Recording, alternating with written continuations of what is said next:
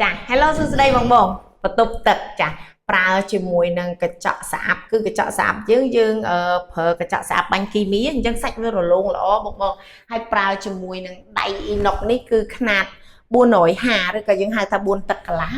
បងស្អាតមែនតើនេះអានេះគឺយើងបន្ទប់ងូតទឹកឃើញទេមកបែបអញ្ចឹងបងអាចអញ្ជើញមើលបន្ទប់ងូតទឹកចាចូលមកបែបទៀតចានេះគឺជាបន្ទប់ steam ចាអញ្ចឹងយើងមានម៉ូកញ្ចក់យើងចានេះបន្ទប់សម្រាប់ steam អញ្ចឹងគឺងាយស្រួលមែនតើយើងរៀបចំនៅក្នុងគេហដ្ឋានយើងមួយបែបទៀតចានេះបងចាតែន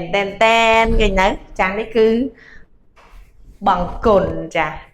ឃើញទេមិញយើងបន្ទប់ងូតទឹកបន្ទប់ steam ហើយនេះបង្គន់ណាយើងប្រើជាមួយនឹងចាបើអួចបើកដោលសេរី6អាលុយមីញ៉ូមអ៊ីសាឡង់ប្រើជាមួយនឹងកញ្ចក់ laminate ចា5 + 0.76 + 5 + 0.76 + 5មានន័យថា3តង់បងអញ្ចឹងបងដែលមានចំណាប់អារម្មណ៍ចាតាក់ទងទៅនឹង